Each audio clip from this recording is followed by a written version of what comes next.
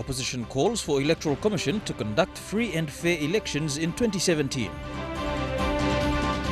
NCD Governor pleas for another term to complete city plans. And a central village wants better netball facilities. This is National EMTV News with Mary Bartolo. Good evening. Thank you for joining us for Sunday's news. Opposition leader Don Pollier is calling on the Electoral Commission to conduct free and fair elections in 2017 to avoid unnecessary allegations. Mr. Pollier said biodata for intending candidates, update of the common roll and appointment of returning officers must be done in a transparent manner. The opposition leader said the Electoral Commission must not be influenced by politicians, businessmen or any other parties as the 2017 national general elections loom. The opposition leader held a media conference this morning lauding out his concern over processes and matters involved leading up to the 2017 national elections. His first point, the call for Electoral Commission to fast-track matters like the updating of common rolls, so matters like election petitions are not faced. Many election petitions come up as a result of a job not done properly in the name area. If you look at the election petitions, you will find it is to do with the names of eligible voters all the time. Despite the criticisms, Pollier praised the Electoral Commission to allow the extension for submission of biodata for intending candidates. Meanwhile, MP Pollier called on current MPs not to influence the Electoral Commission before the 10th Parliament is formed.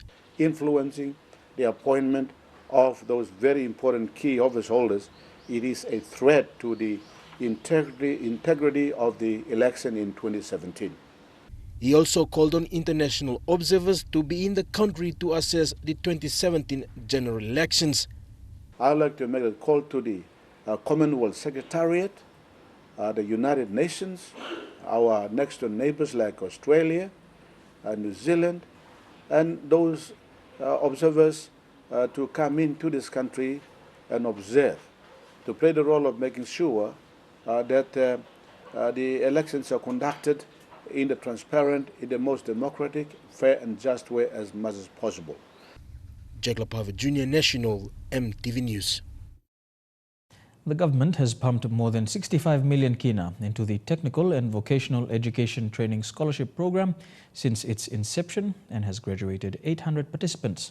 However, students under the course have raised concerns over job creation and the influx of expatriate casual workers. This was at the 10th TVET's program graduation this week that saw 27 students pass out in flying colours from automotive mechanical engineering and tourism and hospitality kitchen operations. This was a first for a Certificate 3 graduation to be hosted in Port Moresby. Meanwhile, according to the Higher Education Department, the country's scholarships will be piloted next year.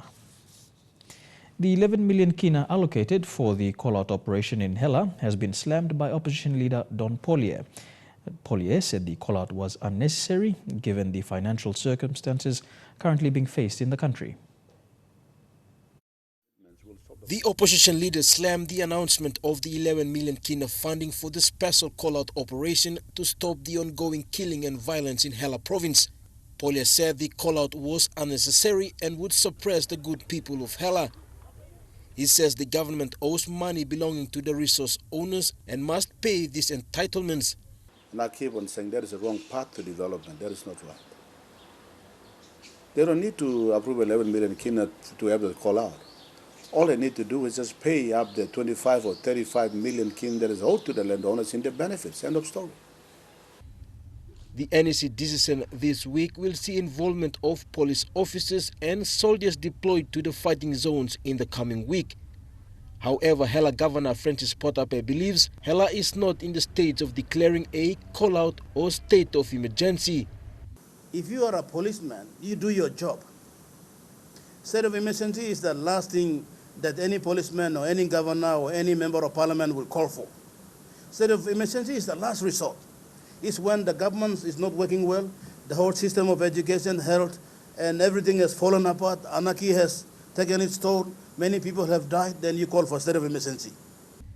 Governor Potape also called on law enforcement officers in Hela to carry out their responsibilities so law and order issues are addressed. They arrest people. Where do you lock them up? In the police station, not jail. So they're thrown out into the society and they kill again. So the Howard jail must be open. The Minister for Correctional Service has given me assurance that it will be open in December. If it doesn't open in December, people like him should resign and go. Jacob Harvey Jr., National EMTV News. You're watching Sunday's News. We'll be back with more after these messages. Stay tuned.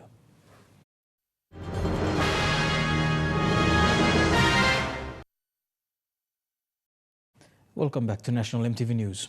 At a media gala hosted by NCD Governor Paus Pakop to acknowledge the role journalists played in pushing development since his appointment as governor, he summarized everything that his administration had strategically achieved in 2 terms. Pakop then went on to restate an appeal he made in 2007, "Give me 3 terms," he said, and this was his supporting argument. From cleaning up the city and making it suitable for children to grow up in his first term, to make a statement that our city is not just a city for big men and businessmen and rascal and whatever. It's also a city for children. to establishing world-class facilities to host regional and global events in his second term, Pakop believes he has accomplished more than he hoped to. He highlighted 2 main challenges that he hoped to tackle if he was given 1 more term. The first challenge, he said, was to reduce, if not completely eliminate, every form of violence in the city. Without, highest level of security and peace, there cannot be prosperity. We cannot, compromise that. Business will grow if the city and the country is peaceful. Tourists will come if they know that their safety is guaranteed. He also hoped to upgrade settlement areas and empower indigenous Motukoi Tabuans. And I won't rest or think that my time is up unless I take on the settlement and the Motu and Kotabu villages. The Kotabu and Motu and villages, we must upgrade them to become modern villages. They can remain ethnically based, culturally based, linguistically based. Melissa Gaviro, National EMTV News.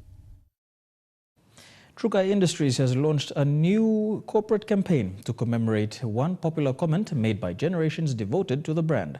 The unmistakable Trukai Industries logo, which mirrors the traditional PNG-style face mask to represent the company's pride in its culture and heritage, will for a limited time be accompanied by the statement, "I love my Trukai." As part of the campaign, Trukai will return the compliment to PNG, courtesy of a host of exciting I Love My Trukai related giveaways and promotions lasting several months. While not wanting to spoil the surprises ahead, Trukai General Manager, Sales and Marketing, Andrew Dobney, says there will be awesome prizes being given away on Trukai's Facebook page in coming months and mystery prizes hidden in Trukai's Roots Rice products. You're watching National EMTV News. Up next, we'll have all the details in Trukai Sports. Stay tuned.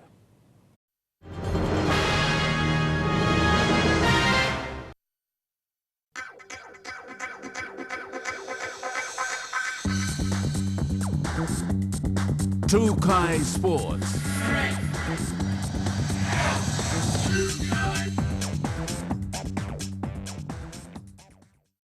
Welcome to Trukai Sports. We begin with cricket, and Cricket PNG General Manager Greg Campbell has stated that despite 2016 being a very difficult year for the sport, that he is proud of the achievements that cricket has had. These remarks were made when reviewing the performances of both the senior men's and women's national teams, the Lewas and Barramundis. Both international sides had taken part in various international tournaments, doing the nation proud as well. He commended the efforts of Cricket PNG's Youth Development Programme, the BSP School Cricket Programme, and has encouraged for more participation in the future. The inaugural Women's Indigenous NRL versus NRL All-Stars fixtures are primed to feature in yet another pre-season fixture to kick off what will be a massive year for the women's game. The women's fixture will feature as one half of a double header. With the men's game, the event is scheduled for February 10th at Newcastle's McDonald Jones Stadium and will see the occasion played outside Queensland for the first time. The competition provides an avenue for Indigenous girls to showcase their skills and get a call-up for the Australian national side, the Jillaroos. The Women's All-Stars event will start a massive year for the women's game, in which will also feature the Auckland Nines, original Tasha Gale Nines, and the end of the year World Cup. And that ends True Kai Sports for today. All the weather details for the next 24 hours after these messages. True Kai Sports.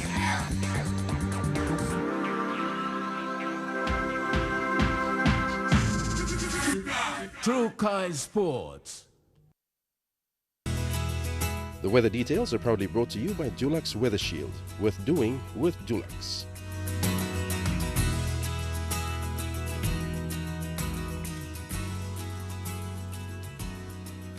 A look at the weather forecast for tonight and tomorrow in the southern region. Port Moresby, showers and thunderstorms.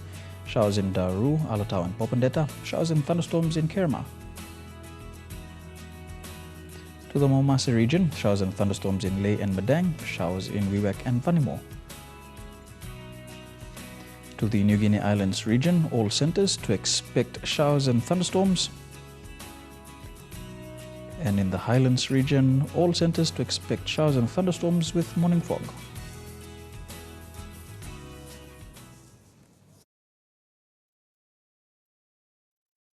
The weather details are proudly brought to you by Dulux Weather Shield. Worth doing with Dulux.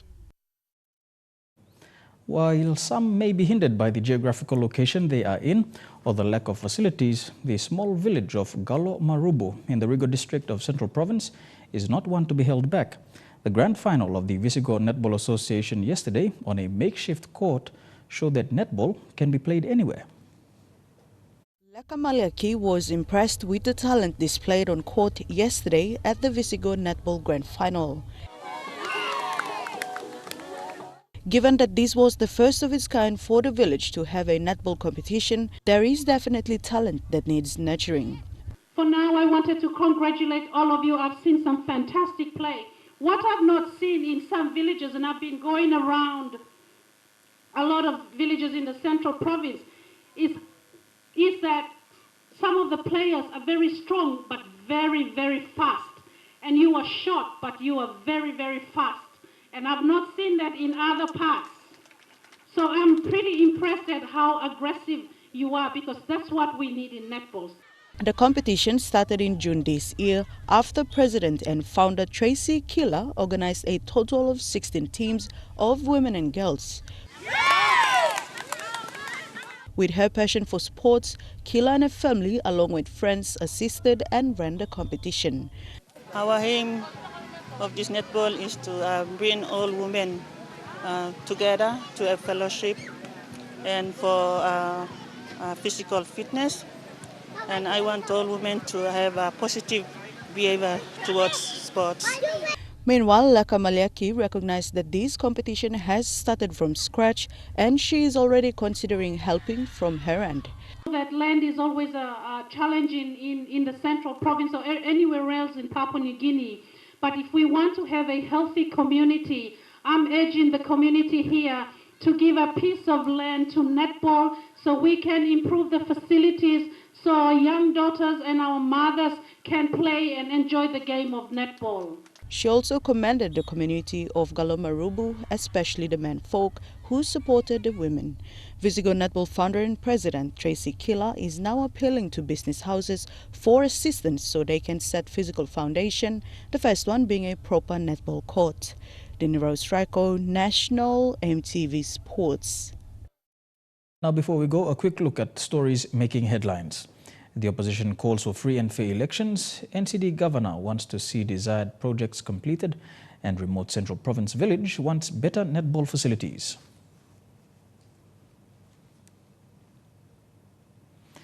And that's the news, sports and weather for today, Sunday the 18th of December 2016. From the EMTV News team, have a pleasant working week. Good night.